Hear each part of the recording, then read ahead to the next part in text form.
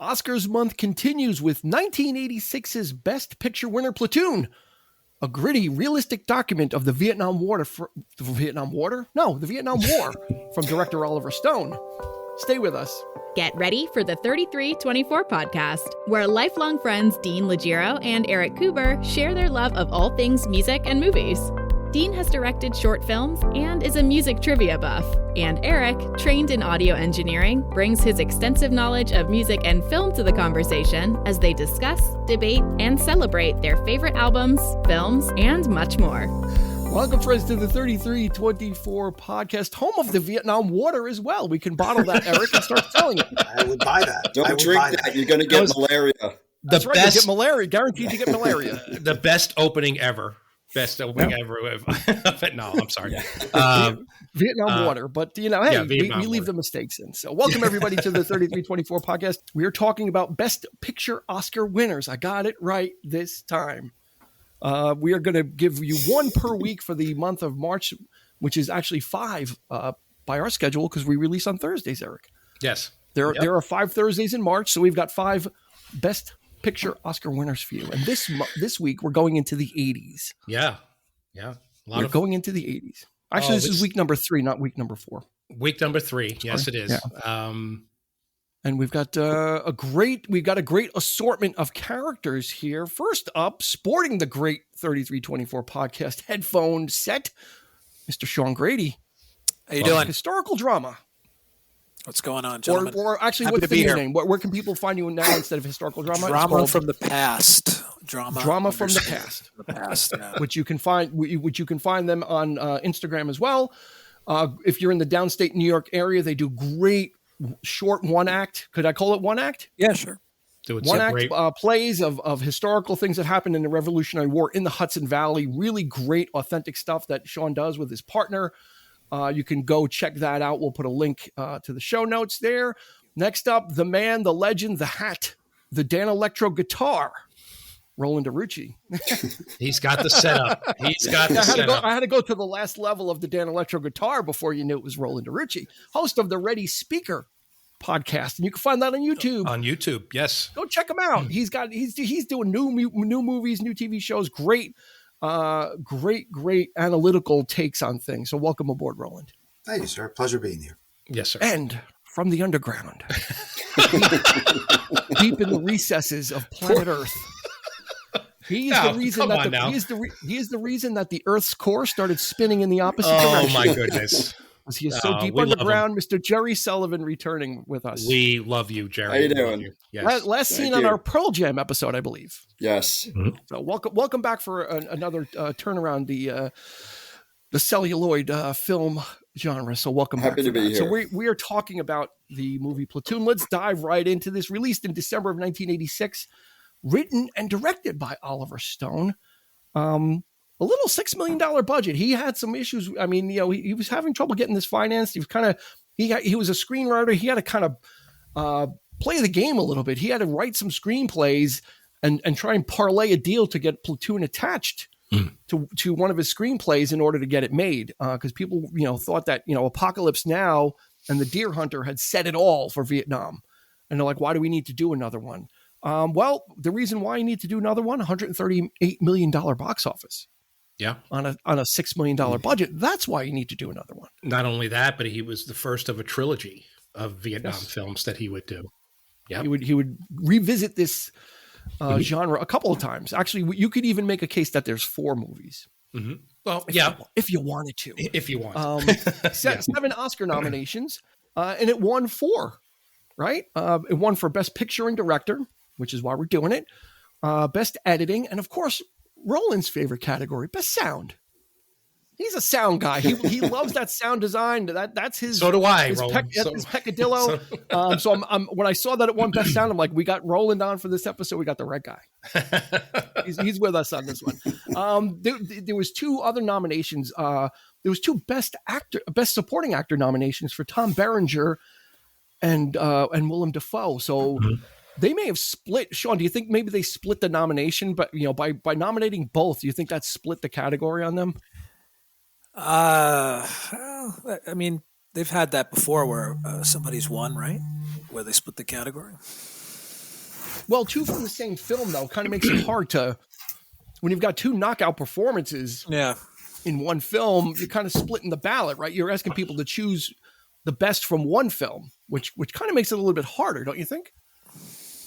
I guess. Yeah, I guess you have a point. Right? I mean, what would you, if that, okay, well, if that would, let's go there. If that was, I think it's meta. I think it's, they definitely knew what they were doing, being that the two characters are at odds in the film. Now they're competing against each other for best. Well, let's go around then, Sean. Who do you think would have or should have won that between the two? We'll start there since they're like the premier guys in the film. That's. I like both performances. It's a tough one.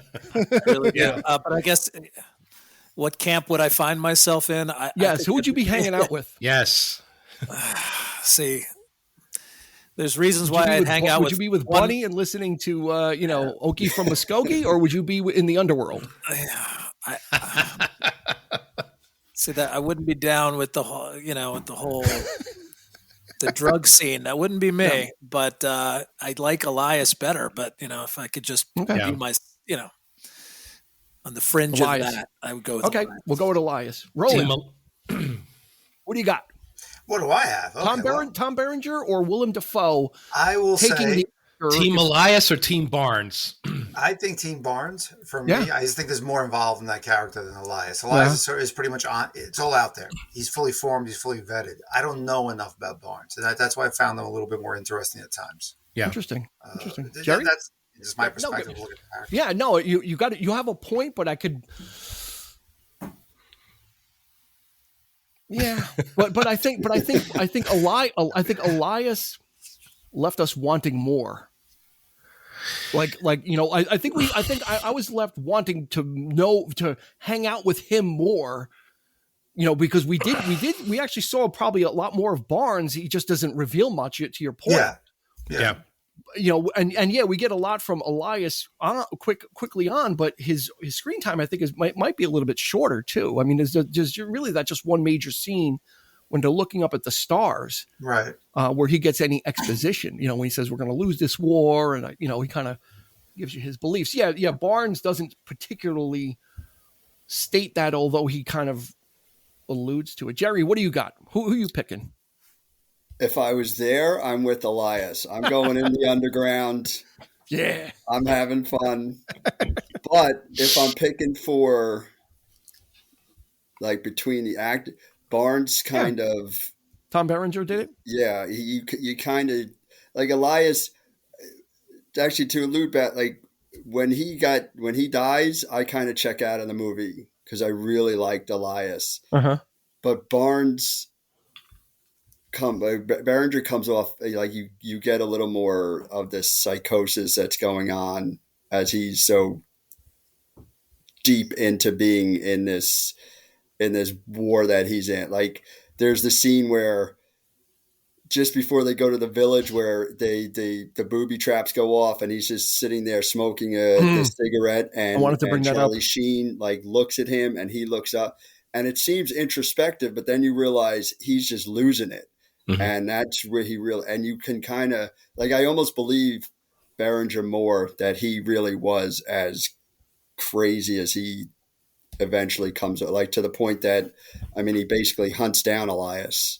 Well, you say you call it psychosis.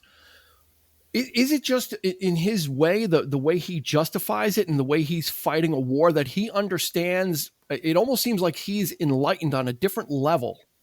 That there are things that need to be done. They may not be pleasant because after Elias gets killed, he comes down to the underworld to because they were talking about, we should kill him. We should do this. And he comes down and he goes, you guys talk about reality. He goes, I am reality. Mm-hmm. Right. Which one of the best lines from the film. He's like, I am reality, meaning I am the ugliness of this thing. And I embrace it. It's ugly. It's disgusting. I do horrible things. Mm-hmm.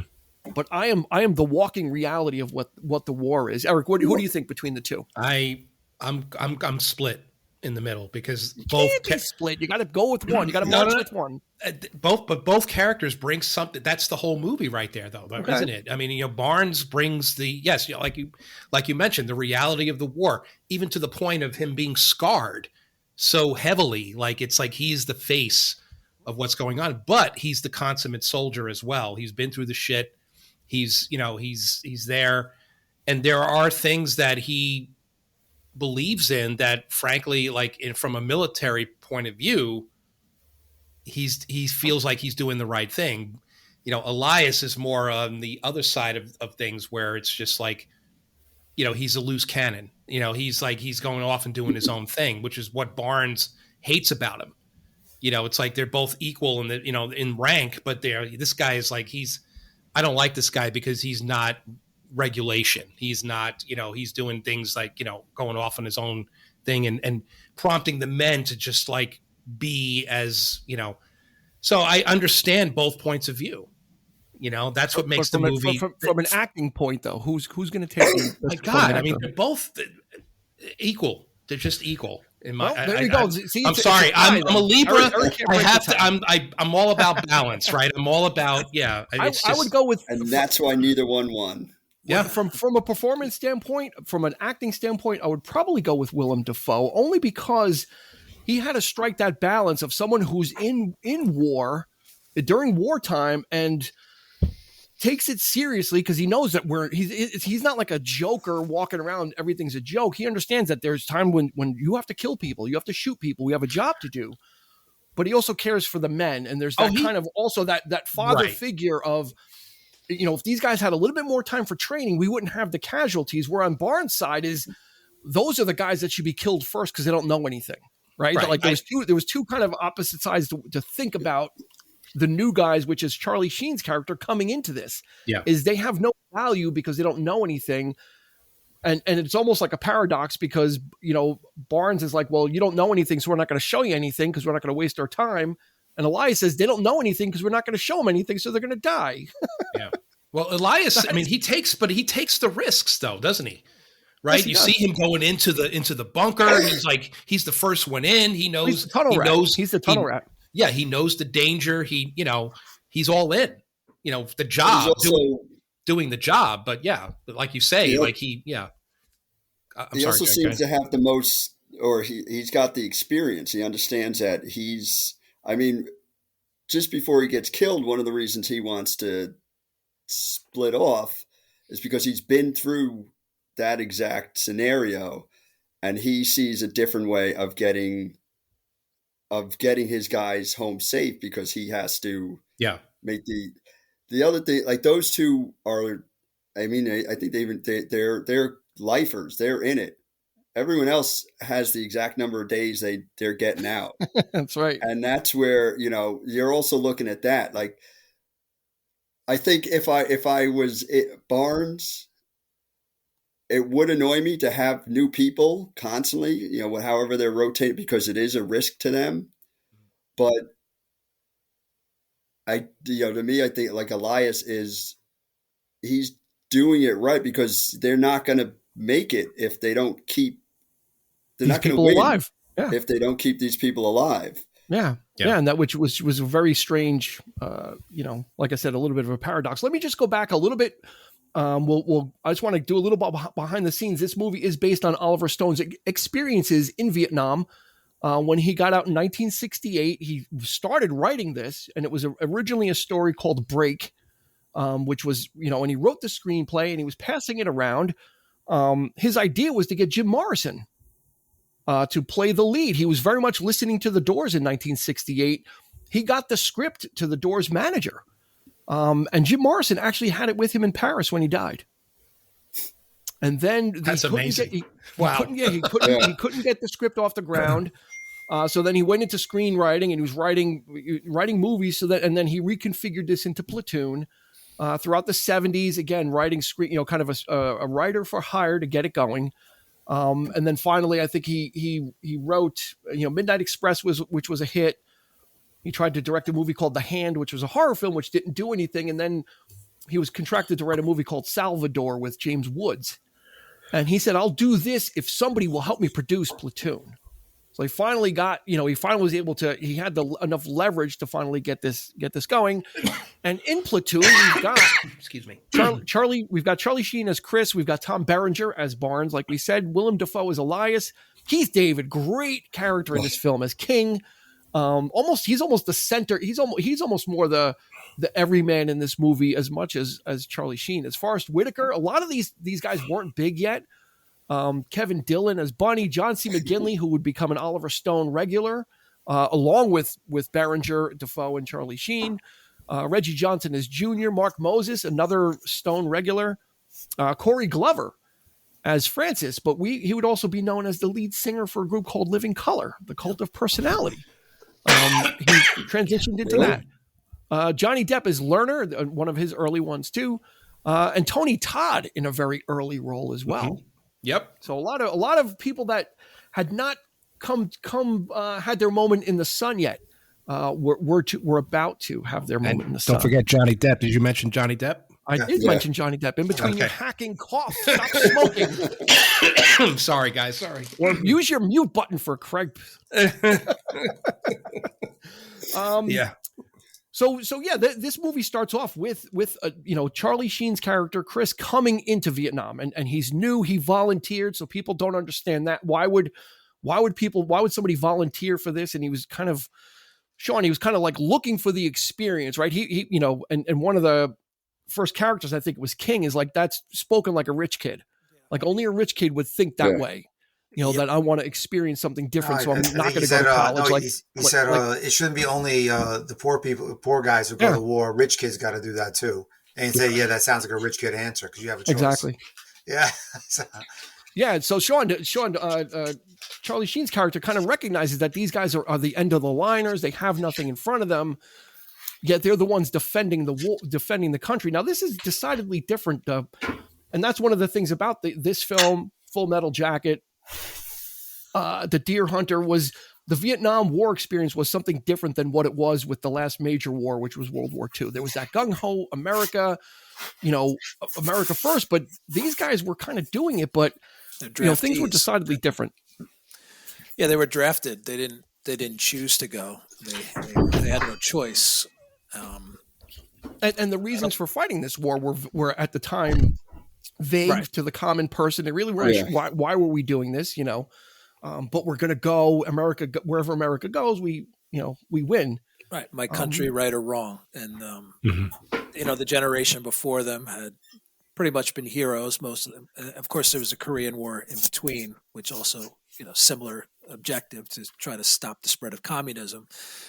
And, I was looking into this, and, Stone had said that I guess he bases Chris on himself because he volunteers himself to kind of get away from New York and kind of get away and go put himself out there in this experience and, looking for a sense of, I guess, belonging. And he found that, a lot of the guys defending him were just places you'd never hear of on the map, and just they got drafted. They had to go. They didn't have a choice. They didn't have an out. And I guess counting their days, not necessarily fighting for something they believe in or care about, just trying to stay alive. Yeah, they got caught in the web of the draft. I have to do this. I've got X amount of days left till I can get out. Roland, the movie starts and it's kind of framed with letters that he's writing. Right, Chris is narrating some letters. The interesting thing about those letters are that they're to his grandmother. Yeah. But his parents are still alive because he says, tell my parents I love them. And then one's like, tell my parents, well, what do you think the parents didn't approve of this? Like, he's I think I got the sense of an estrangement there. Yeah. I mean, it's sort of, and we're talking about the draft and talking about, the late 60s when, and there was a draft for almost every war. That's why we have, we're talking even before the show about draft riots in New York, for the Civil War and all this other stuff going on. So there's always been, drafts, but this is the first time there was they enabled certain outs that extended to certain communities. And when you didn't take that leverage point, families felt like, hey, you screwed up. Like, what are you doing? Mm-hmm. And I could totally see his character as someone saying, well, I'm not going to take this. I mean, he states it pretty much. I'm not taking that leverage point to go over. And this is, if timeline wise, this is probably right after, was it CBS or ABC that did the journalists that went around with the platoons out there and saw the town burnings. And that's what really shifted the American people against, because actually they were pro-Vietnam when it started. And they were right at that point. That's when it really shifted. So that's basically what Elias says too, right? Yeah. Like when I came in '65, I was It was pitched. It was sold, it was packaged right. And it was just a continuation of the Korean War, which if you ever even look at the history, the French left and we moved in. Police action. Police actions. Both of them were police actions. There were continuations. Right. But definitely Charlie is representative of that era of people saying, hey, wait, let me think about this. Let me make a choice, right or wrong. And maybe sometimes wrong has to land on me. And I think that's what he was trying to do with that character, saying, "Hey, wrong." And I mean, the evolution of him, his arc in this, is pretty insane. And I think that's the most moving part of this film, is that it's ugly. I mean, was it Ebert, Siskel and Ebert? I think it was Ebert said that somebody said that war films can never be anything but glamorous because everybody's a hero. And Ebert said, "I wish that critic was alive to see this film, because now you see that war doesn't necessarily always mean heroes." Oh yeah, and it's such a dirty, like rough war, and there's horrible things happening, and people are rationalizing why they're doing it. And I think it's a path that character never thought they would walk. And then it's a well written character. I think that's also Stone, when he can hook on a character, it's really well written. Barnes is well written. The Charlie's well written in that way, and some of the friends that are there are very, very developed, and they sort of have a lot of stuff going on there, and you can see that with the emotions sort of get you with this type of film. And definitely a character who's probably broke his parents' heart because he didn't go to law school. Yeah.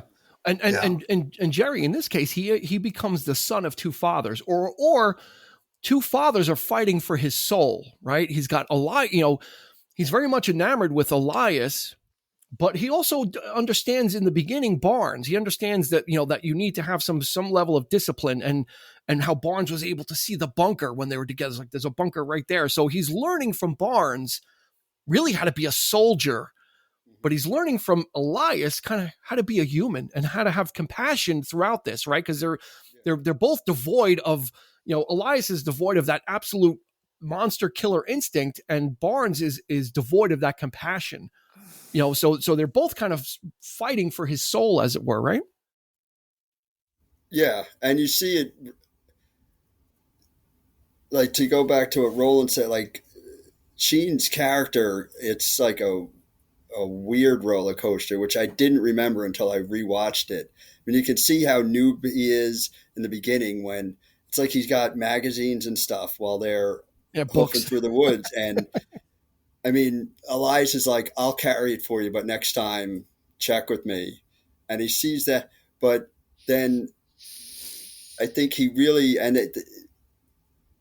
he thinks that Barnes has it right when he's going to go to the village and they're going to take care of stuff, because he even kind of says it. He's got, he's going to deal with this. And, that whole time Elias is gone, and he doesn't see anything. You can see in the village, even Sheen kind of loses it when he's like making the guy dance and all that. And it's like just weird, because that didn't seem like he was there yet. But then as soon as he watches what Barnes does to the villager and the wife, and then threatens the kids and stuff, and then it gets to the point that, when Elias shows up and everyone fights and they got to burn everything, he goes the Elias way when he saves the girls from being raped by the gang, and he goes the other way, and he starts. And there, I think, is where he just kind of leaves Barnes, because he's just like, this is just not. Also, looking at who he's hanging out with, King, like you said, he's an everyman, but he was like seemed like a really good guy. He seemed to be the most centered about the opinions. He's like just make it through this. Like, he didn't have any big philosophy. Yeah. He's just like, just make it through this. He goes, every day is gravy after this. Like, he really boiled it down of, we're not looking for anything out here. If you're counting the days, just make it through, and that's all you need to worry about. Keep your powder dry and your pecker hard, and the world will turn. Yeah, that's all he can. And Gerry, love Keith David, love him. That scene at the village was probably the most intense scene, because everything spilled, like all the tension that was being built kind of came to a point. And like you said, Charlie Sheen's character, Sean, he didn't really, to Gerry's point, he didn't really exhibit that he was breaking.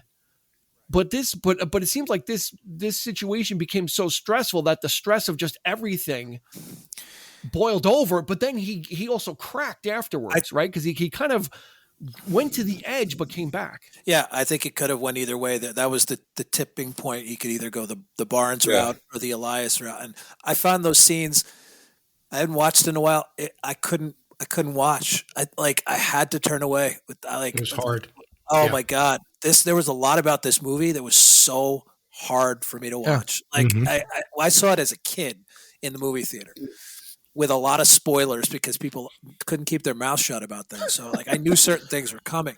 There's certain things and then when they were coming back, I'm like, I don't think I can watch this guy get his brains beat. I just can't do it. I kind of looked down a little bit, and looked up. And you know why? Because there was such a release of tension. So after Charlie Sheen kind of had his kind of breakthrough and breakdown, you think we're okay. Oh, wow. We just came back from that, right, Roland? It's kind of like we were on the precipice and we came back, but then Kevin Dillon's character kind of... And he sees himself there. He sees himself where he could be. And I think that's the horror that really... Yeah, and then his character, Bunny, just kind of goes in and kind of gives into those worse angels. And it kind of he looks forward to it. Yeah, but I think you kind of released your adrenaline at that point, Yeah. And then it's all started with, I think, when they find the character Manny. I think that's Manny. Corky Ford. When they find him, and I think that's what puts that character really over the edge because he sees now, I know I can die. So you have this fear, you have all this fear, all this adrenaline going because you don't want to die. And then they find the cache of weapons. And I mean, these are very specific things that supposedly Stone and his consultant, another, I think, colonel was also, they sort of went, talked about all this stuff and how emotional it was. But they got into these really strong details of what it does, this environment does to flip a person. And some people are predisposed, like everything in the world, sometimes you're predisposed. And that's what Kevin, Dillon does. He's the predisposed character. And some people are trying to get by and some people, just whatever, they got stuck in the gears. And just how quick someone can turn either way. It can go from, you have that moment of realization, you don't want to be the devil. And sometimes hey, being the devil ain't that bad. And so, how quick it goes. And you've seen that I actually had really, really tough time with the village scene as well. I was sitting there with my son and I said, okay, I saw this when I was a kid. I know you're a lot older. And I don't know why I saw this when I was a kid, but this is going to be a rough scene.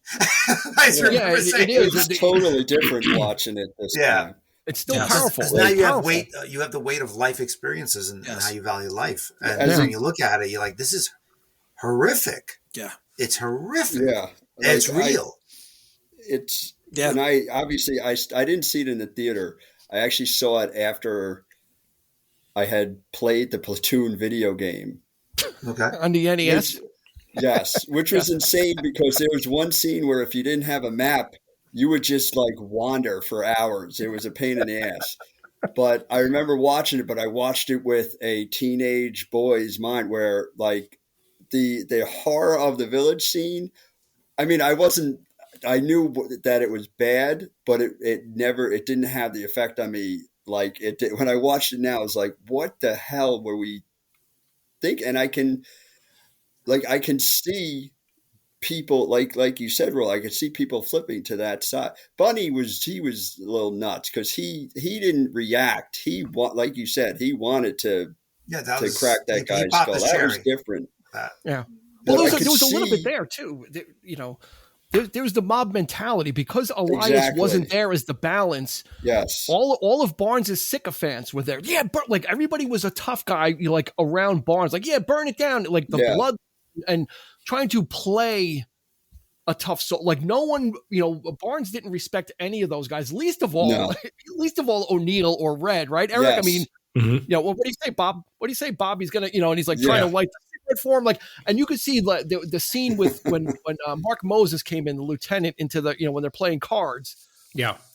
And O'Neill's like, what do you say, Bob? Guy like that make it? He won't make it. And he lights Barnes' cigarette, and Barnes looks at O'Neill like, you're not he knows. I don't think you're, even though he, oddly enough, he does. But he's like the face of death. Yeah, all those guys around Barnes were just they had the bloodlust of, let's burn it, let's do this, let's do that. That's what he instilled. And Elias wasn't there to temper that, where he might have been able to better kind of balance it out, because I think the one person that Barnes did respect actually was Elias, but Elias was the only one that could tame him and the only one that could talk to him. Right. You know, like there was Sean, in a weird way, like this mutual, even though it was like a love-hate, it wasn't a love-hate relationship. It was a hate-respect relationship. Yeah. You know, Barnes hates everything that Elias stands for, but I think he respected him as a soldier, and that he was competent and he knew what he was doing. Right. And he knew that he could trust Elias for that. Yeah. Yeah. Right? If you were to ask him who he would want in his foxhole, he would pick Elias. Yeah. That's a really interesting point, because I think he almost felt betrayed too, because he wasn't there to pull him out of that situation. He knew he didn't have the capacity to manage that situation in the village with all the bloodlust. And like you're saying, Elias just wasn't there. So maybe in a way he felt the character is like, hey, you let me down. You weren't here to stop this. I think this is your fault. You weren't here for me. Good point. I think Barnes needed that balance from a lot. Like Barnes was almost like the brakes for. Elias was almost like the brakes for Barnes. You know, really, like Barnes want that balance. See, I think so, Gerry. He was the soldier. Like, Elias was needed, but I never saw, like, I saw them as. No, I see that. I think Barnes was soulless. Yeah. And Elias represented the one, you know, like he represented that thing that Barnes didn't have. And maybe Barnes hated him for it as well. That's what I think. Barnes is just a killing machine. He's vacant of emotion. He barely smiles once when they make that joke about the lieutenant. Otherwise, you know, he's just, this is what I'm here for. This is what I was probably made for. You know, he says to Elias, don't tell me how to run my war. Mm-hmm. Right. Yes. So, you know, he's very much a victim of this, you know, and look at his face. He probably can't go back to the world after being shot 7 times and disfigured. So he's like I think, like Sean said, he's a lifer. Like, this is his destiny, is to fight this. I think he's not a leader. Fight this war. I think he's not a leader, and he's a leader by action. He might have been. Not by intent. He might have been at one point, but he might have been. Lost it. I think that's the difference between him and Elias. There's where that need for each other is. Extremely inspired. Yeah. Barnes just. They were scared of him, and they wanted to be him. Elias, you were inspired by That's the difference, and to me, I see that's where Barnes was almost like he knew. But the weird thing is, the lieutenant was also on Barnes' side. You know, well, he just wanted to win. Probably out of fear. That's what it was. Yeah. He was out of fear too. Yeah, he was a paper tiger. He was a paper commander. He couldn't do anything. I mean, there was a tremendous sense of loss in this movie, of not just innocence, but a sense of soul. Like, they're losing their soul. Like, you know, Barnes might have been the model soldier. He might have been, you know, loved by his men at one point, and up to that, you know, but over time, he just, you know, it just got to him. Going back to the real world, he wouldn't exist. He needs a war now. This is who he is, you know. So, and Elias just, you know, he maintained that humanity. I think they needed each other. It's like Rambo. Yeah. I think they needed. They kind of balanced each other. They needed each other. Yeah, even Elias needed Barnes when he said, "Hey, the last thing," and he's like, "Yo, you got to watch my back. Don't leave me out there." Yeah. You know, there's a trust, because he couldn't trust anybody else to watch his back. Even despite that, despite what he did, like even though you know. Yeah, that's a great point, because right before that, Sean, Elias wants to bring Barnes up on charges for what he did, the unlawful killing. Well, I think he also knows and then we get to that point where they have to now, Elias is like, we're going to get chopped up. You know, I've seen this before, but if I go out there, you can't leave me hanging. But does he say that because he thinks he's gonna leave him hanging? I think he might have been. I think he might have been just a little nervous about that. Yeah, like don't. You know, this is not the time to do that. And Barnes then confirms that I'm not going to do that. You know, you got down. You do what you have to do.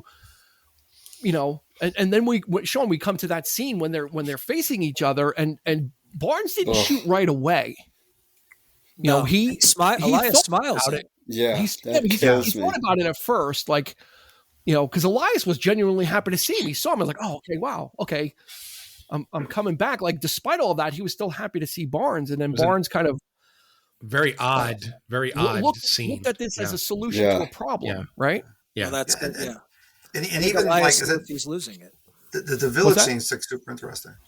Sorry, go ahead. What was I that, just Sean? think Elias knows a little bit that that Barnes is losing it as well, as far as. No, definitely. Yeah. Yeah, I mean, they deal with the horrors of war in a different way, and Barnes's side or whatever, his faction, like kind of really doesn't understand. And even Barnes says that you come down here to the underground, and you hide away and you kind of do that. But that's one way of dealing with it, and it seemed like the guys that were part of the underworld were actually much more close because of that. They were they seemed much more close knit. They seemed more like they were all like, it was like a brotherhood, and there was a lot of conversations between those characters that you didn't see in the Barnes faction. It was just kind of like Bunny talking to Junior, like, It's almost like they're competing for Barnes's approval. Yeah, there's self-interest involved with the Barnes side. But with Elias, they're all feel like there's it's a communal interest. I think that's one of the differences. And even like when Barnes does do the killing, and that's what everything goes. I think I think it's like to your point, because I really didn't think about it when it was happening, but now that I'm thinking about it, I do feel almost like he feels betrayed because he got goaded into doing, because he couldn't back down. Because the other guys were doing it, and he has to elevate. He has to heighten. He has to lead in that way. And he couldn't back down. That's where he went to that point. Mm-hmm. And now everything's fucked. He knows his career could be gone. He knows he can go up on charges. He's been threatened with a court martial already within 10 minutes of coming back to church, which I found was really interesting. Come to church. So that's the base camp, is no bombed out church. So it's great metaphors throughout this whole thing, and how we sort of painted this picture. But I really do think, because they needed each other in a weird way to keep that balance. And the fact that Wolf, who, in the trivia says that the military uses Mark Moses, Lieutenant Wolf, as what not to do as a commanding officer video. Oh, yeah, absolutely. Because he portrayed it so well. And then he's like, no, this is what you never do. Don't beat this guy. Never beat this guy. So it's been, that character's been repeated forever. But since this movie, they always have the incompetent leader. Like David Schwimmer and Band of Brothers. In Band of Brothers. Yeah. Yep. So he's been repeated because of this storytelling, and he's the originator of it, at least on this film. I don't reality. So it is really interesting when you see how that switch, the village turned everybody to where guys don't feel right. Forrest Whitaker's character is like, I don't feel good inside. I'm hurting. Because they know they all went to the other side in some capacity. So no one is actually innocent. Except Elias, who wasn't there. Yeah. Even everybody did something. Yeah. That made this go forward. It reminded me of the scene in the movie Glory. Okay. When Matthew Broderick had his regiment under the command of someone else, and they went to a town, and he was like, burn the town. Mm-hmm. And Matthew Broderick's like, we don't do that. Like, that's not what we do here. And he's like, and the commander was like, I'll take your regiment away from you, and you'll have nothing if you don't burn the town. And they were forced to burn the town. That wasn't part of the Articles of War. It was against what they were supposed to do. And and Elias's men were a part of something, whether they wanted to be or not. It was, like not that they all engaged in it, but it was like a mass hysteria. They allowed allowed it. Bloodlust. Yeah, even and if they were so angry, and there was so you much. Feel like you participated without participating. Exactly, you were kind of there. You were a and witness to it. You got the dirt on you. Yeah, you were a witness to it, and you didn't say stop it until after. Exactly. Everything sort of the realization sinks in, and the rape done stops, that. which is like the roughest scene to watch, and it's just such a horrific. The whole thing is horrific. You're watching them walk away with the certain people with kids on their shoulder. Like, it looked almost like this is a fun time. The kid was on his shoulders with the helmet on. We're helping these people. They're the saviors. Yeah. Yet the first group that you see were these old men with like the rope around their neck, because they're the bad guys. But then these kids, and it's like, we just burned. I mean, they even said it's 1,000-year-old village that, they if they knew we were coming, they would have left. And they also had, if you're going to believe, they had no control. The Vietnam, they would walk in and they would bully them and leave the weapons and all. Like, they just want to farm in a jungle. That's all they want. But it was just it's an odd they were thing caught. They were caught in the middle, according to them. They were like, "Well, we're pawns. We're in the pawns in the middle. We don't want these guys coming in here, but they're making us. Yeah, and you're coming in here not believing us, and what you had was just well, that's what made the Vietnam War so complicated to begin with. Is because the objective was, for in Barnes' point of view, was these people were helping the communists. They were feeding the North Vietnamese. They were they were hiding weapons. They this is he was ordered to go in there and treat these people the way he did. That was the objective. That was the mission. Things just it's not that black and white. Obviously, it's just because you don't know. You can't tell an average villager from somebody who's helping the North Vietnamese. Especially if you don't even understand the language, right? You got one translator in the unit, and that's Johnny Depp. Lerner, his teacher. And Lerner, and he supposedly had a much bigger part in the film, which I would have liked to have seen him like in more scenes, like translating this kind of stuff. But it's like rough, and how is Captain Jack Sparrow supposed to translate when he's drunk half the time? I know. Yeah. No, Sean, that one didn't land. Well, no, sure. He's drinking. Come on. I'll tell you, not to get into little levity in this heavy subject. I know it's very heavy. If you do want to get into like a good read, actually, about this period, only because I studied a lot of this in college, and propaganda and Vietnam War and everything. There's a great book, Dispatches by Michael Hare, and he was a journalist who actually followed Platoon. How do you spell the last name? Wrote about the experience. Herr. Michael Hare. Dispatches. It's on Amazon. I actually ordered it for my son because he's so interested in it. Okay. Yeah. But it's actually a super interesting book. But this is the dilemma of war being reevaluated, and a lot of people, it's hard to find that balance of everybody at war is a hero, and if I think the honesty that Stone did to this is really what got him the award. Is it the best pacing? Probably not. It's good for that era. The sound, honestly, is really okay. I found 3 bad sound edits, by the way. Take that Oscar away. That Oscar away. But the fact that it was in a live environment, that it actually sounded, real in a live environment. They didn't overdub it. The explosions were practical explosives. The scene, I know we usually say at the end, was your favorite scene, but yet them walking out of that village in that moment, that portrait of the vanquished, of being vanquished, is very biblical. It's very, almost Christian, of like, what's the Christian thing to do? And, these guys aren't saviors. It was almost like an Exodus. It's an Exodus. It is an Exodus. So it's a beautifully painted film. So, I mean, I think it's probably his best, in my opinion. This is the one that always moves me the most. I think the message isn't slamming at me. It isn't swinging at me, but it's very much in things that have been lived. And he sort of just brings it forward. I think the cast did a great job doing it. So you have Berenger, you have, Willem Dafoe, all these people, even people just starting, and you can feel their pain. I think we need to give props to everything. Them. I think we need to give props. We spent a lot of time talking about which this movie is about.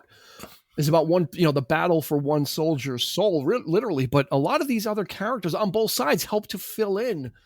Like I said, mostly the underground people, like King.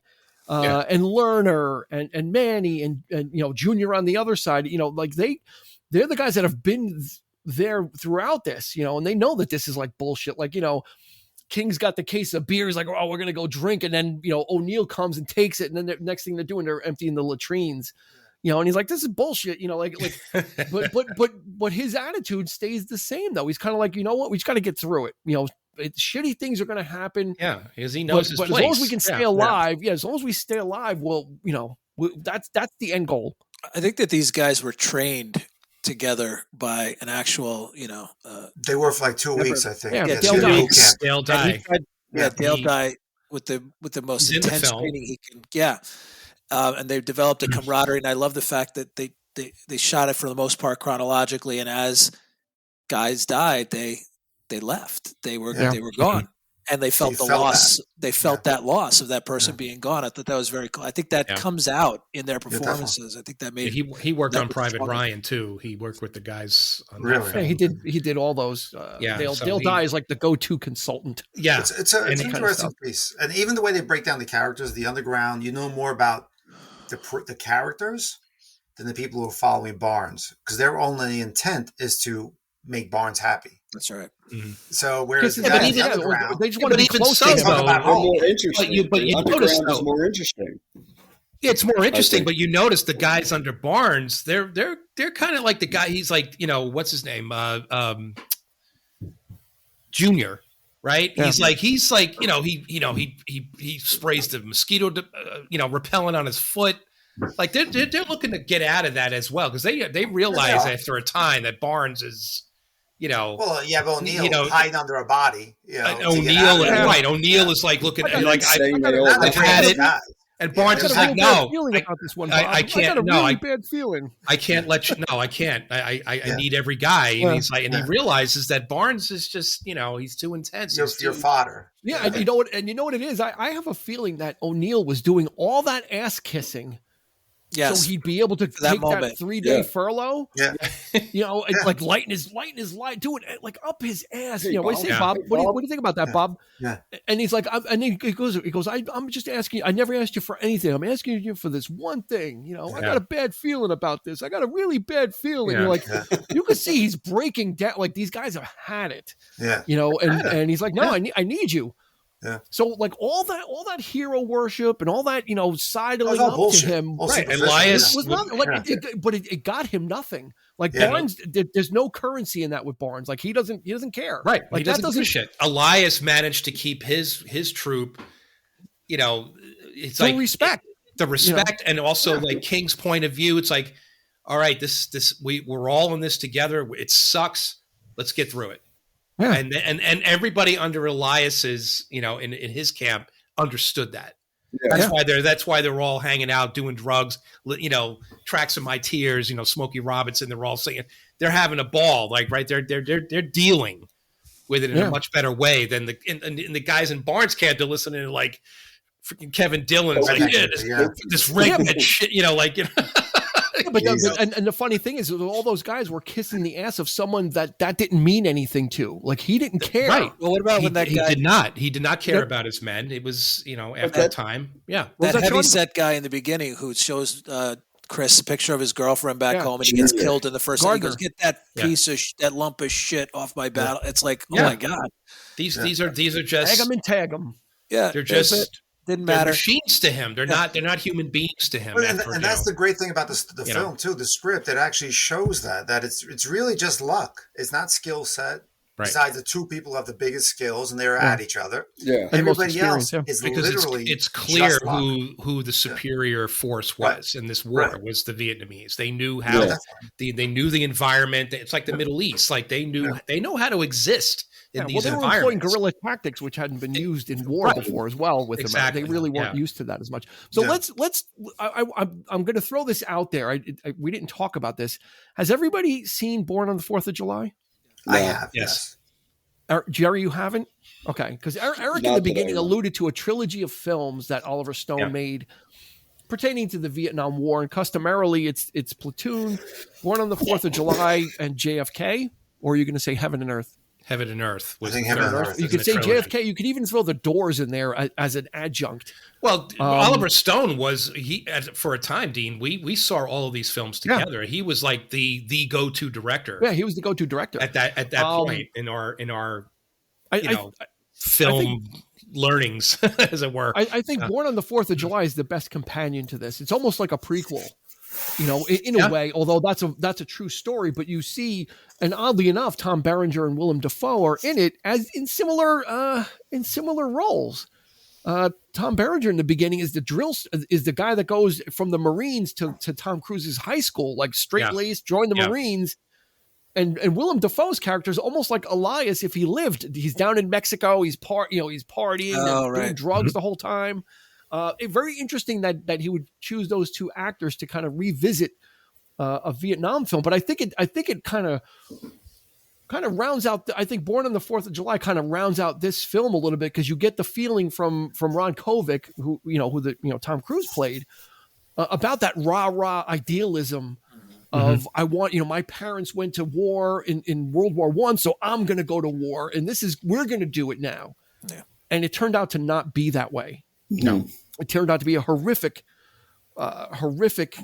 experience for these people, but they went in with this idealism, or almost a fantasy, right? Gerry, it was, like even to Charlie Sheen's character, it was kind of like, it was almost like a lark. Like, yeah, I'm going to go to war. Well, yeah, because and then and at the end of his first letter, he goes, "I think this was a big mistake." Yeah. Well, because I mean, like I said, like it's almost how I looked at it when I was a kid. I mean, my father was a cook somewhere in the army. Like I never had that, so I never had any sort of like that. Just wasn't part of my upbringing. But Charlie Sheen, like the way he went into it, it's almost like he felt bad for where he was in life. But you learn right where, like he almost, I think, as soon as he steps off the plane, he sees the dead bodies right in front of him. Mm-hmm. He sees I guess it's the soldiers departing, and he's looking at them and he's like, what the hell have they been through? The last guy looking at him is just like, he's got that 1,000-yard stare. Yeah. And it's, his intention was great. I think there's a lot of intention like that. There's a lot of intention, if you want to go, more modern, a lot of people after 9/11 wanted to jump in and fight. Oh, yeah. And there was not to the same extent, but there's a lot of, it just became another long drawn out thing. It's kind of like what the king said, they're pawns. They're at the mercy of what you're told to do. Yeah. And it's brutal to have to go through that. Yeah. Well, the whole thing at the time was just, communism. It was like, it wasn't clear. This is what we were told to the American people, and they expect Americans to just go for it. And and these poor, like Charlie Sheen is, you should give him credit for wanting, because, if you went to college, you weren't going to be drafted. Yeah. My uncle was not drafted because he got married. He actually married my aunt at that. He was supposed to go. Like they sent the letter, and he just got married, so he didn't have to go to Vietnam. He would have a lot of exemptions. There was a lot of exemptions. Yeah, there was a lot of outs. A lot of outs. It was Ron Howard, because if you employed 30 people, that's why he did Happy Days. He did Happy Days. Really? Because if you were responsible for the employment of 30 people, you avoided the draft. Wow. Yeah. Well, a lot of weird sort of loopholes, I guess. Well, yeah, there were a lot. There were a lot. That's why I said, for him to go was like, holy shit, we gave you every reason not to go. Right. This character, you got, from the get-go, you got to give him credit because he wanted to go, and he felt was it a sense of duty? Was it a sense of like guilt? What was it? We don't really know. Guilt. I think some guilt. I think some of the Americana, mystique. Yeah. A little bit of idealism too. I think he thought he was like, like a little bit of that. Like, like King said, you rich guy, spoken like a rich guy. Like you think, this is it's going to be a great adventure to come on. Rich people always say, you're a crusader. Yeah. He goes, you're a crusader. Yep. He didn't have King didn't have a choice, but you're a crusader to help. And I think part of that is a little guilt, which is why, to go way back, it does seem like there's an estrangement from his parents, and you can kind of see, like he says, tell mom and dad, whatever. And then I think it seems like each letter that gets less and less, at first it was to tell them I love them. And then at the end, it was like, tell them, whatever, what it is. Sean, do you think this had an effect on like the realism that Saving Private Ryan would exhibit? Like, because before that, right, we, everyone talked about Full Metal Jacket and the Deer Hunter and Full Metal Jacket came and Apocalypse Now, right? What's that? It actually came out the same time. They were Full Metal Jacket this came out in 86. Right. It came out in 87. They were both. It was within 6 months of each other. But Sean, do you think that because filmmakers were willing to visit Vietnam in such a graphic way that kind of opened the door for Spielberg to revisit a genre of film that was normally rah, rah, rah, like World War II films, we're going to plant the flag to visit it in such a graphic way? Yeah, I think it deglamorized war and shows you that war is hell, and it's not just about John Wayne, beating up taking out the bad guys and the cavalry. Yeah, it definitely showed you that war is hell. Battle is confusion. It's not all valor. I mean, I think at the end of the movie, you got two guys that what's McGinley's character was O'Neill. Red O'Neill pulls the body on top of him, and then Charlie Sheen's buddy, I forget the character. Corey Glover stabs himself in the leg, and he gets to go home. Like that's what O'Neill should have did. He should have. He didn't think to do it, but probably because he couldn't bring himself to stab himself in the leg. And that kind of circles back to what King said to Charlie Sheen's character before he left. He said, "There's no cowards." Yes. Yeah. He said, "There's no cowards in this." Like so we're looking upon O'Neill as what a piece of shit, hiding under a dead body. But you know what? He got second go home. Or your third platoon. We all probably look down at him saying, "Oh God, what a this guy." We knew he was a coward. Scared. Yeah. He was scared. As a kid, he gets this punished time for I it. don't think I did. What, this time I'm like, when I saw it as a kid, at this time I'm like, I don't know, maybe I would have been when the way that was going down and it was just going crazy and things. I'm not sure. I might not have fire. I mean, friendly somewhere fire. Just. I would seriously think about grabbing a body. I said good move when I saw it this time. Yeah. Good move, you got it. It's either them or you. Wait, Roland, you thought it? What'd you say? You thought it was a dick move? Good move, guy. Oh, good move. Yeah. Good move. No, it's either them or you, right? If you're at that point, you're not following orders at that point. You're it's not going to win it. Every man for himself at that point. It's desperate. It's desperation, is what it is. Fight another day. And then like Sean says, Corey Glover stabs it. He takes out this big honking knife and just wails it into his thigh. He's like, "This is, I've had enough. This is Well, this he's is a the way two-timer out for me. I'm you out. got wounded twice. You actually went home. Yeah. You couldn't be a three times a strikeout. So two-timer. You got wounded twice automatically. These are the best kind of war films for me because they do tend to kind of gloss over, one thing like, pushes that envelope. This movie certainly went there. And then there's like all these other movies that came after, like the Mel Gibson movie and all this other stuff. In the case of Private Ryan, Spielberg even said, he's like, I am not interested in making the 500th movie about war as hell. Yeah. I want to tell a very specific story here, but we're going to open the film with a historical account of what went down on D-Day.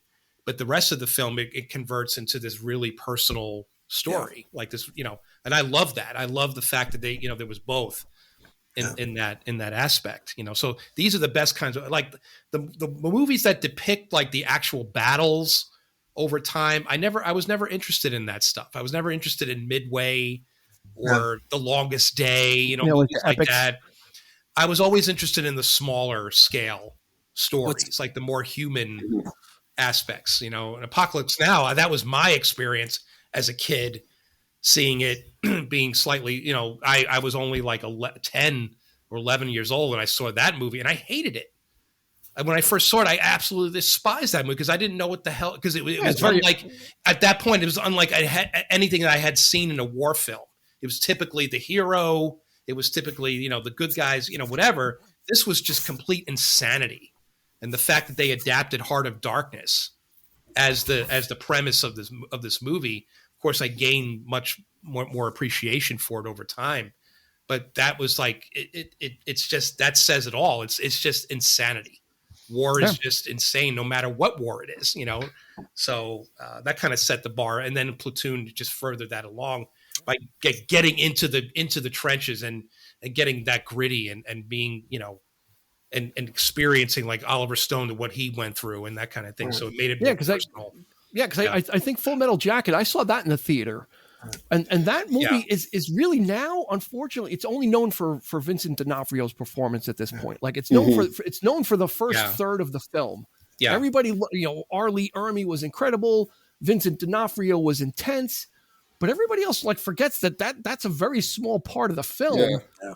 And the rest of the film just kind of it kind of meanders a little bit. It's kind of like, yeah, we're going to kind of do this and that, and it's kind of the same thing, right? It's like these, Matthew Modine going like pretty much he's the Charlie Sheen character, right? It's very similar. Yeah, and I remember when I saw that in the theater, I hadn't seen Platoon, and I was like, oh, Platoon is winning all these things. I said, I just saw Full Metal Jacket. I don't need. At the time, I didn't feel the need to revisit this again. I was like, I saw Full Metal Jacket. Like, what more intensity do you need from me? Yeah. And it's interesting that these two movies came out within a year of each other. And Platoon is, no one really talks about Platoon anymore, really either. Like in the pantheon of war films, like Private Ryan is pretty much kind of like, casts a pretty big shadow nowadays, but this one was like, at the time, this was an intense film. This was, auteur filmmaking from Oliver Stone. This kind of like, this was his coming out party as a director, as a raconteur, as a troublemaker. Yeah. like for he would stories, definitely have his own opinion, right? I mean, he would definitely, he would start kind of going there and start kind of stirring the pot with JFK, and that's right. Making these films that really kind of went a little divisive, right, Roland? Yeah, definitely. And I think it probably even started with First Blood came out in '82. So you have another film that really don't look at the Rambos after. First Blood is a very dark, film about a person struggling with PTSD. I love the first one. The first one's amazing. That's it's an amazing best one by far. Absolutely. Yeah. It tells, and this is a continuation of that. And then after this, you sort of did have a backlash. Then you have Chuck Norris doing Delta Force, action, missing in action. We're going to get them all out. Right, and Rambo became, hey, let me fight with the Taliban to save Afghanistan, which no one talks about. Yes. That's right. We'll with the Taliban. So there was a huge backlash because of this film too. That they wanted the rah-rah moments, and actually the military didn't support this film because of the negative view of war. Yeah, it doesn't paint not negative view of the guys, the negative view of war. Yeah, of course. Yeah. So of the war machine, which is a business at the time. Yeah. So it's a very interesting point in time of American filmmaking, storytelling, of how this shift happened and how it's able to peak. I would say peaks pretty much is a proper word for the storytelling for military. It really peaked with Oliver Stone, and we have Private Ryan. But without this, showing that story, showing you can tell a story like he said and like you're saying from A, B, C, and it's in the setting of a war, but it's a story about people. Yeah, and it's a very interesting. It's a very interesting time too. After 9/11, everything on the landscape became more gritty, more serial, like more cynical, more. Yeah. Every war movie, everything was darker. Everything was more like we're trying to uncover the truth about of course, it became fashionable to do that. Sean, what do you got? It seemed like in the 80s there was a lot of Vietnam content out there. There was Tour of Duty, the TV show Hamburger Hill. There was Vietnam War Story on HBO, Casualties of War. It seemed like Sean Penn and Michael J. Fox. And it seemed like it was like for like Roland said, it was very unpopular to talk about the Vietnam War. And actually, when these films were made, the Vietnam War wasn't that long ago from being over. No. It wasn't, if you recall though, during World War II, they were making the films were more propaganda pieces of here's our fighting boys, and they're going to get them. And the Vietnam War wasn't. It was more of an embarrassment, and kind of we need to back slowly out of this if we can. To your point, Dean, like I think about it, I'm like, when Platoon is out, there's veterans that could be in the theater. They're in their late 30s and like older than we are. And I thought it was so long ago when I saw it. And now it's Platoon came out longer ago than when I was watching the movie when the war had ended. I remember when veterans came home. I remember the news reports when the war ended. That's how recent it was. I was So to Sean's point, you could be watching Platoon and still be in your mid to late 30s. Yes. Yeah. As a veteran. Whereas Saving Private Ryan, there wasn't a whole lot of veterans. By the time they got to that gritty realism of when veterans saw it and they're like, oh my God, this is, I'm having kind of a reaction to this because someone's finally telling it the way it was. These people had just come out of that. And as great as it was still criticized for being a little too sentimental.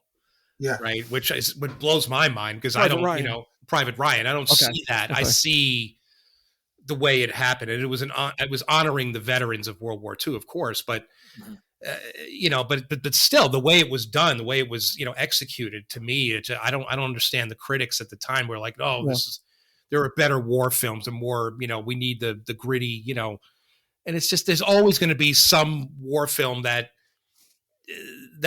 going to that somebody's going to say that this was better than Platoon, or go back and look at the works of Sam Fuller, Metal. There was The Helmet. I think there's a movie called The Helmet, which was like this real sort of gritty kind of thing, and it was like that was the Platoon of its time, because it was so different. Yeah, even the original All Quiet on the Western Front. Right, exactly. Very intense. Very intense. Yeah. So he's certainly not the first, but again, to revisit a very touchy war, as it were, was something that, but by winning the best director and best picture, it put it out there finally. Of course, it kind of put the plight of these veterans and their experiences. It put it finally front and center that these were legitimate soldiers. They were legitimate because there was always that fight of them coming home and being picketed against. So what do you got, Roland? I think also with this film, he and this is probably why people get upset about it. He showed them as human beings with flaws, that they weren't certain about what they were doing. And then there's a representation of the war. They weren't certain because probably the government wasn't certain. That message wasn't landing right. I mean, their own commander napalmed them. Said, just my choice, said, burn the whole shit down. Yep. And that's what they were. So I think that's the difference with this film. That's really, war. That's the depiction. That's the reality of war. Reality of war. Exactly. Right. Exactly. And Charlie Sheen's character says it as much in the beginning. He goes, I have no idea what I'm doing. Yeah. Right. So, right. He said, I don't know what I'm doing. That thread stays solid through the whole storytelling. Again, why a script wins, why a director wins. Yeah. It's the story, it dug its heels in and it actually tells that story. And even now revisiting it in from 86, that still holds up is kind of crazy. Yeah. That you would think of a film that can sort of give that message and it's still relevant in a lot of ways. Like we're all discussing these things. We're discussing because we're not from the Vietnam War, but we have experiences with the wars that happen around us and other tragedies. And the fact that it's still pulling at us is really a testament to the director and the storytelling and the actors who brought these characters to life and even sabotaging themselves to go home. Fuck it, I'd go home. Yeah. You get desperate. Sean, what do you got? Well, I was listening to Oliver Stone in a couple of interviews when I was preparing for this, and he said that the character of Elias was actually based on a real guy who was killed in friendly fire. And he said that 10 to 15% of the deaths in Vietnam were likely caused by friendly fire, mistakes.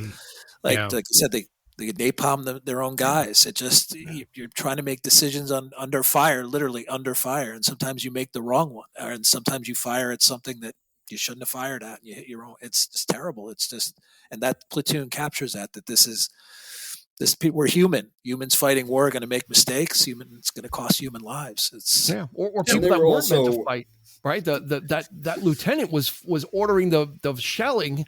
Yeah, Barnes comes over and goes, "What the hell are you doing? Do you even know what coordinates you're firing on?" What about Dale Dye ordering the napalm? Well, that was a strategic decision, right? That was a strategic decision, but he knew that his own men were going to get killed. But the other one was incompetence, right? The guy was not equipped to exit. If that guy was equipped to do his job, Dale Dye's character would not have had to say, right, blanket this area. It's my call. Do it because we're overrun. Jerry, what did you have?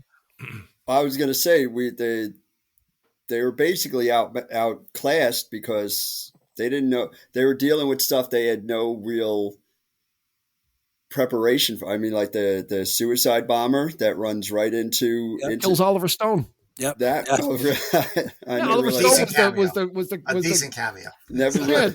Well, you know what? He wasn't so full of himself that he said, "I can't ever die." He was like, he ate that bomb full on. But they were completely outmatched. You hear the tunnels and stuff like that. We didn't know what to do with that. I mean, Elias did and Berenger did, but the people that are really fighting it had no idea what to do. And when it just starts going crazy, you make those strategic decisions that we need to end this now at the sacrifice of my own men. And what's more tragic is then they say when they leave the spot, They fought for it. Didn't even matter in the end. Yeah. They leave the ground.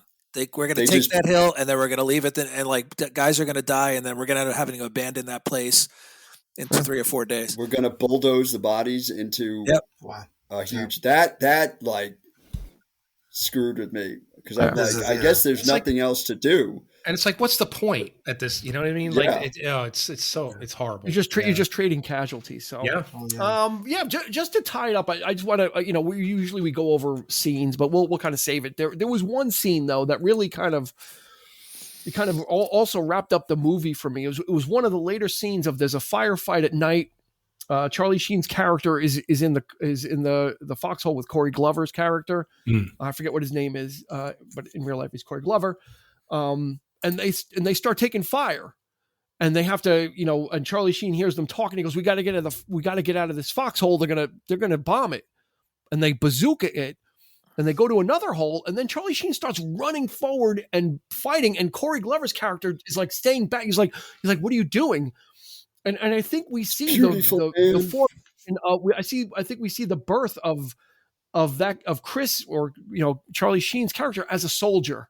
Yeah, like he took lessons from Elias about compassion, but then he also learned from Barnes about the necessary evil of warfare. That's right. That we can't just hide in these foxholes and hope that nothing happens to us, because the Corey Glover's character's like, "What the hell are you doing? Like, what are you, crazy?"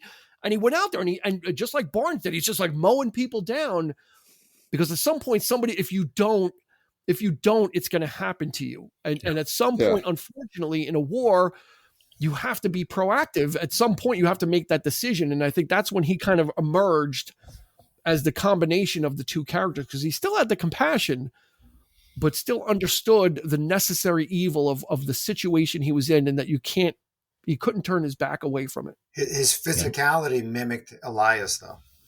When he was running, he was very agile. He was wearing the bandana.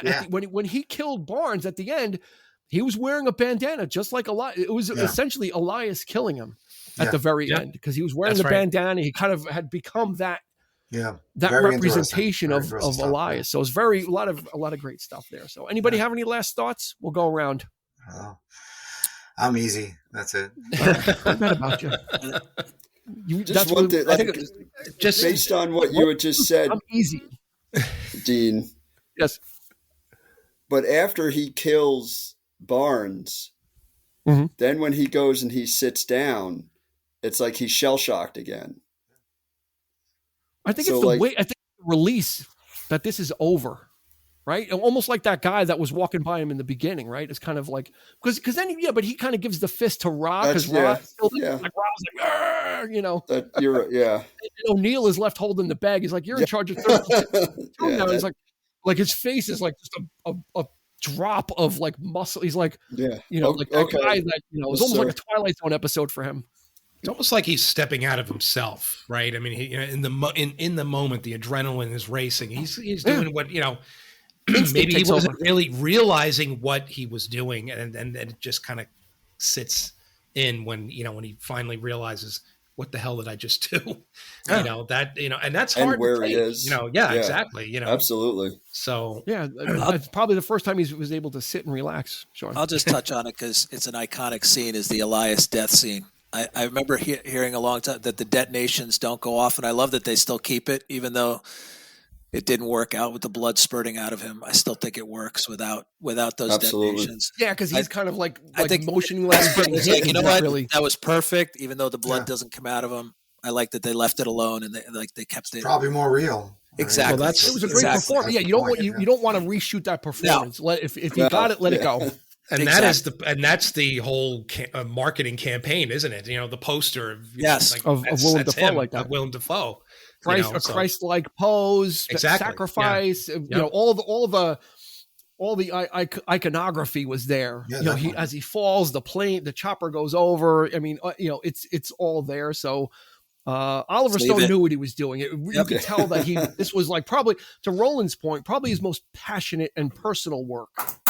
Yeah. Right. Right. He would revisit, Born on the 4th of July, JFK, and these other films of that era, more historical documents, right? And informed by his personal experience, both Platoon is, Chris Taylor is him. And side note, Charlie Sheen and Tom Berenger would star in Major League together. Yes. Yeah. And Tom Berenger's character's name would be Taylor. You talk about Willem Dafoe being Christ-like. He played Christ in Last Temptation. So there you go. Did you know that he wanted? There's enough to go around. Did you know that he wanted Emilio Estevez in '83, but they couldn't get the funding, and by the time '86 rolled around, he thought he was too old. So Emilio Estevez was one of his earlier choices. That was the first person cast in that. Yeah. When you first see Charlie Sheen, man, he looks exactly like his father in Apocalypse Now. He looks like he's just the grimaces that he makes, like those opening shots of him. He looks just like his father. I'm sure that doesn't hurt if you've got Martin Sheen that did Apocalypse Now. You're going to get his son. Yeah, to do another Vietnam film that kind of Sheen resembles spent time him. on the set. Sure exactly, it's almost bookending each other. It's like I don't think it's a coincidence that I think Charlie Sheen changed his name because it was Carlos Estevez before this. But once he started once he got into this movie, he changed it to Charlie Sheen. So that's because Martin Sheen's real name is Ramon Estevez. Yeah, and someone said, and Martin Sheen said back, he said if I, to do it over again, I would have never changed it. Obviously, there was that bias back then. You need to change your name. It's too ethnic. Yeah. But Emilio went full on. And then there's I think his brother Joe Estevez too. I didn't know about Joe. Yeah, I think there's Joe Estevez as well. Yeah. So, but they're all. It's an acting dynasty. It is. You got the Mighty Ducks in there. I mean, what am I right? There you go. Anyway. That's going to do it for this one. This has been another one of the Best Picture Oscar winners from 1986, Platoon. If you haven't seen it, HBO Max if you have it, or I had to get it on YouTube right now. I rented it from YouTube. I rented it. I was going to get it from Pluto TV, and then I pushed it, and it was like the Spanish version. It was called Platoon. I'm like, okay, this I was going to watch it on Hulu. It was supposed, and I went to watch it, and it's connected to HBO, which I just got rid of. I'm like, damn it!